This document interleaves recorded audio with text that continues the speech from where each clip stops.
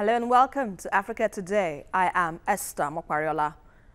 In a world where new frontiers are emerging and nations are evolving based on shared experiences and unique diversity, growing national demands are capable of either reawakening consciousness, reshaping opinion, or resetting ideologies.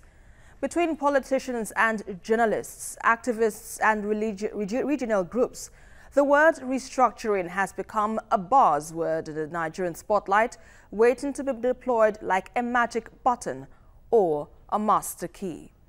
In this special edition of Africa Today features an exclusive interview I had with Professor Godini Dara, a literary scholar from the Niger Delta region, who shared his thoughts on the need to restructure Nigeria.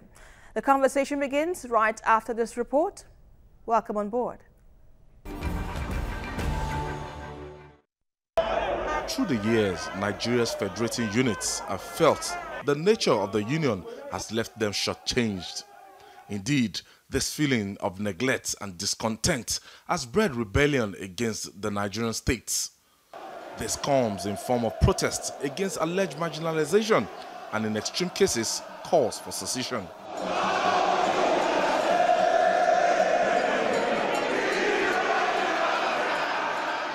Calls for restructuring have become louder. More and more prominent Nigerians are making their voices heard.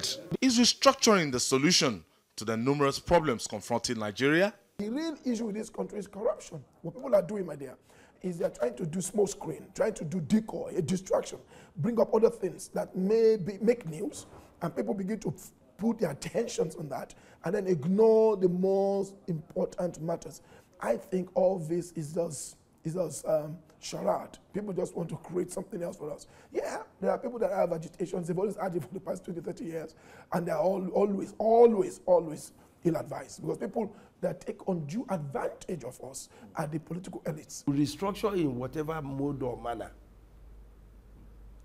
It's not really the end in itself. Restructuring is not a solution. An immediate solution to the problems.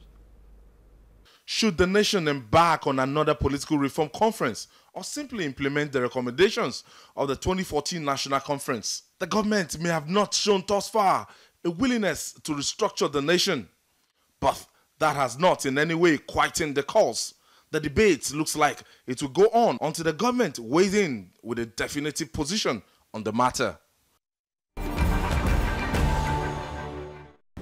In this edition of the program, I will be speaking with Professor Godini Dara, a lecturer at Delta State University, and we'll be focusing on the restructuring Nigeria debate, among other issues. Good to have you here on the program. Thank you, Esther. Now let's begin with this. What does restructuring mean to you?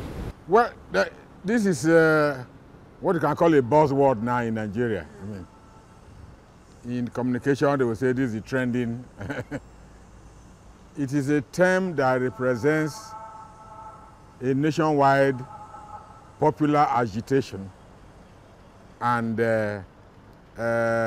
clamor for changing the Nigerian political system to reflect the diversity of interest in the country, to make it more representative of the interests that constitute Nigeria, to make it more equitable, to create justice, and to promote the system of federalism, which was the basis on which Nigeria was put together in 1950s by our nationalists when they were negotiating with Britain for independence. Certain principles were established, and the principle was that the country Nigeria was going to be a federal project. By federal, it was meant that the sections that are coming together to form the country will enjoy certain privileges and authorities and autonomy. But they will make a contribution to run a central government, like a coordinating body.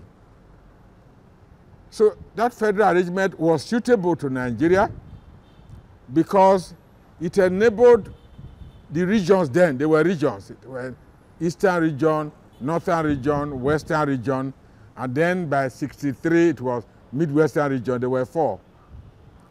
The thing that made the federal system suitable was because it gave autonomy to the regions to be in charge of their affairs. This is a very crucial distinction, to be in charge of the affairs. But since we all belong to the same country, bearing Nigeria, they had to have a coordinating government called federal or central government. And they made contributions from what they received to run that government. That autonomy enjoyed by the regions helped to promote development in Nigeria because each region had its own constitution, different from the federal constitution. So they could reflect the peculiarities of their environment, the needs of their people. Maybe the one of Eastern Nigeria was not the same with the one of Northern Nigeria. So the constitutions took care of all these peculiarities, and they lived in harmony comparatively. There were political differences, there were parties contesting for power, there were rivalries, there were conflicts, which are natural to political behavior. But it served the interests of Nigeria because in that almost 10 years, 1954 to 1966 of our federal system, a lot of development took place because each region now was taking what you can call pace-setter positions. So what went wrong after then? Is it the war that allowed all these things to take different shape now? Yeah, that rivalry amongst them helped to accelerate development. It's a long period of damage. But when the time they handed over in 1999, the constitution that they handed over was a military constitution, not a federal constitution. So restructuring is a campaign to bring back that federal system so that all the areas of Nigeria can exercise authority and control and management of their economic, intellectual resources, and then make a contribution to the center so that people can develop at their own pace. And talking about resource control now, what kind of formula are you looking at? Are you looking at 60 to 40 or 10 to 90 or what exactly? That will be negotiated. Okay. It's not the military that will dictate it. What they have in the constitution they have now is what the military allowed. It will be negotiated. And to those who are bringing the resource, who will determine how much are you prepared to offer to run this central government. By that time, devolution of powers would have reduced the job of the federal government. The federal government doesn't need more than armed forces, foreign affairs, passports, immigration. These are the things that centralize. Police, you can decentralize. Security, you can decentralize. Economic planning, education, agriculture, health. You don't need the federal government running a health center in my village. Of course, they can't run it. What they have there now is just an empire for sharing the loot. And that loot comes from the oil money.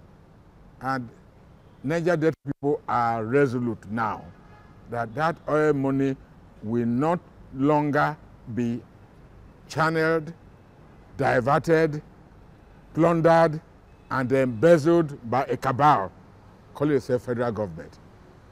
And the Nigerian people who are going to benefit federal government are going to be part of this struggle. We're not speaking for ourselves. There are movements all over the whole place. There's cooperation. There's South-South, there's South-East, South-West. We have a joint body, a forum. South-South, South-West, South-East, a North Central Middle Belt, we have a joint forum. There are so many forums all working on this because if you don't restructure Nigeria, the country will become stagnant economically. Right. And when we become stagnant economically, we develop ourselves and also develop Africa, because we are the #1 economy, and if you are not making progress, the whole continent is head back. All right, on that note, let's hold your thoughts for now. You're watching Africa Today, and we've been speaking with Professor Godini Dara on the restructuring Nigeria debate, among other issues. Stay with us for more discussions in just a moment.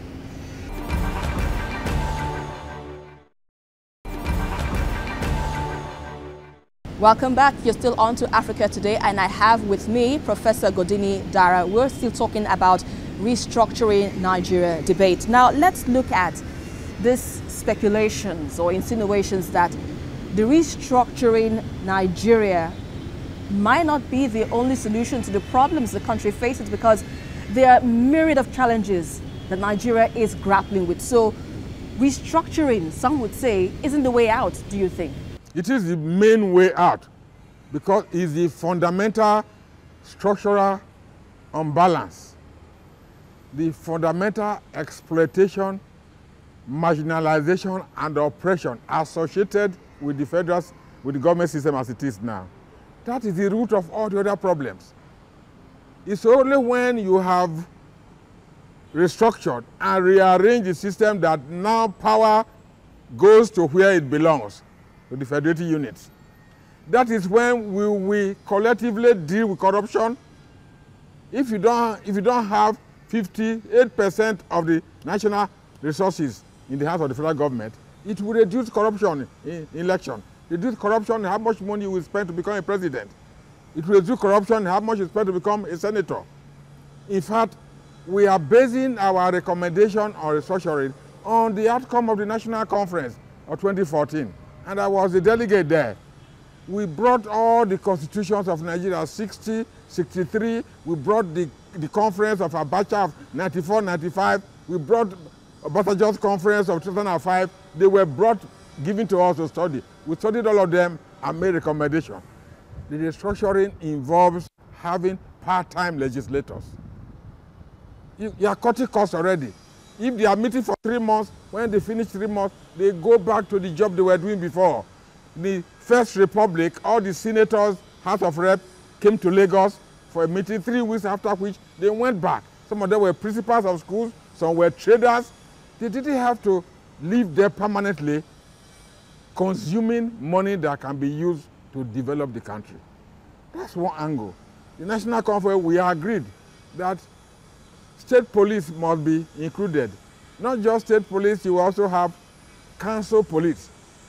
A council like mainland in Lagos, Lagos Island, these are huge, these are investment-friendly places. The money in Lagos Island alone is more than some countries in the world. It needs its own security system. It doesn't have to depend on Nigerian police. And talking about state police, let me take you up on that, yes. Because the issue of state police creation, some have debated that it will only give room for governors to, well, make use of it for their own selfish means, selfish gains. Yeah.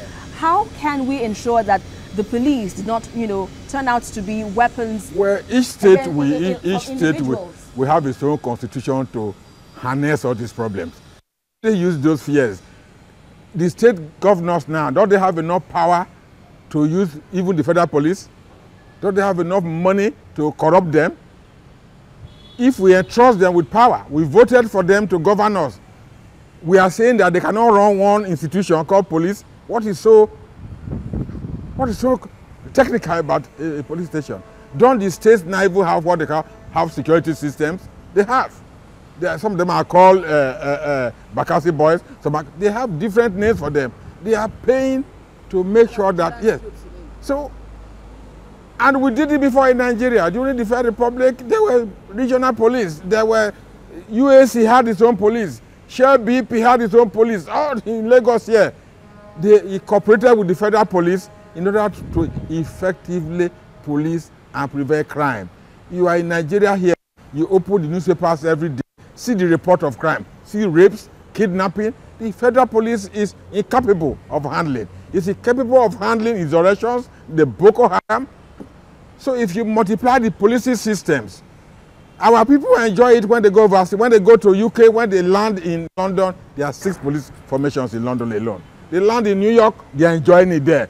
And we say the places are very peaceful. No, it is the vigilance that makes the place peaceful. You multiply the layers of policing and you wipe out crime. You don't remove it completely, but you can deal with it more effectively. If somebody is a robber, they will know him, they will take care of him. State police, council police, municipal police, there are many levels. Some big companies, corporate bodies will have their own police. It was so. I met share with police. I had somebody work in share police. There was US police. In Sapele, AT&P had its own police, and they all cooperated. So the fear of governor is just a diversion from the issue. The issue is, do we want Nigeria secure for investment, for individuals, safe? That is what is important. All right, let me quickly bring up this issue now. The Senate recently did a review, or rather they voted on the constitution review just recently, and it is said that some of the votes that some of the reviews they made didn't support the restructuring agenda, talking about devolution of powers to the state, among other areas or amongst other sections of the constitution that needs review. Now that the Senate, that is in control of the legislature, so to speak, has voiced out or has, dealt a blow on this restructuring policy or this restructuring debate, what then now is the next step? No. The conduct of the Senate does not destroy the restructuring agenda. It does not. It's only one comic act, because the struggle for restructuring is irreversible. The Senate or the House of Representatives are only one of the platforms for this debate. They are taking part in it and they are expressing their opinion. But the opinion of the Nigerian people will supersede that of the National Assembly. They have agreed to some areas in the amendment. I mean, you could see they voted authoritative. But the core issue of devolution of powers, if you don't dissolve powers to the federated units, then there's no federation.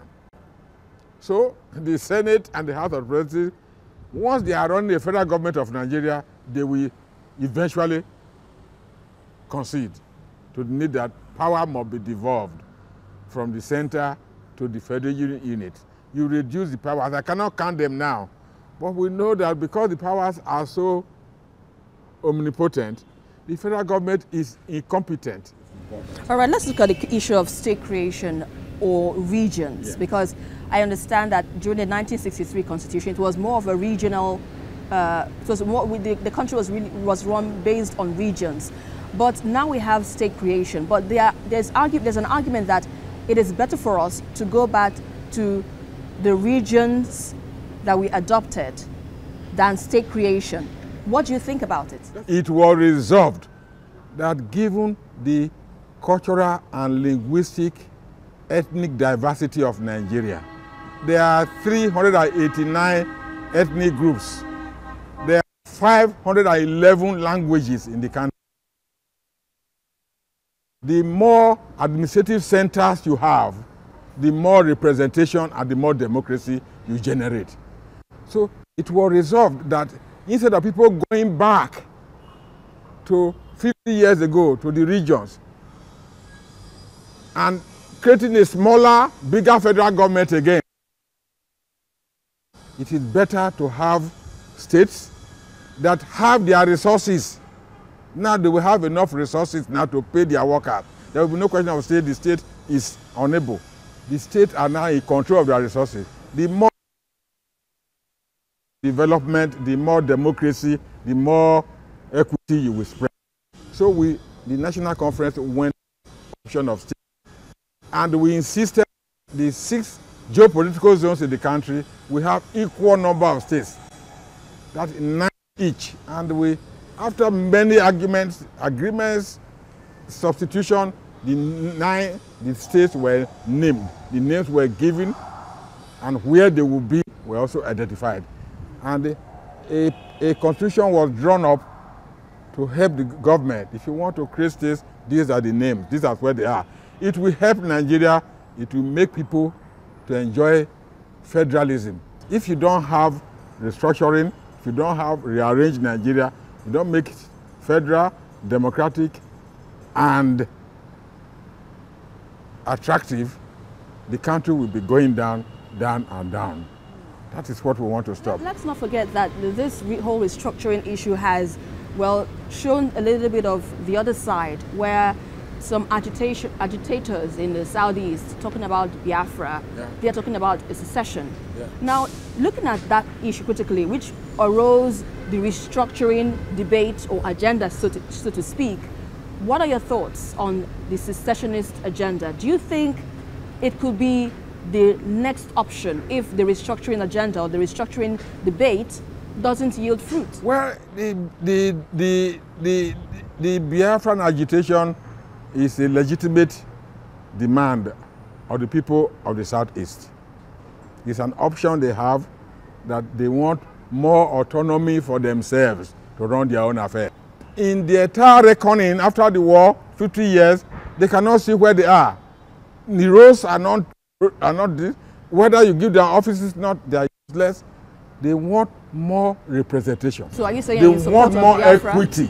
Are you saying that you're in support of the Biafra agitations? I say it's a legitimate aspiration, but they are not saying secession. They are advocating for more inclusion, for more justice, for more equity to be extended to them. We in Niger Delta, for example, say all oil companies bring your administrative centers to Niger Delta or stop production. It's a directive. It's a letter from the president to the company that by the 12th of so month you move there.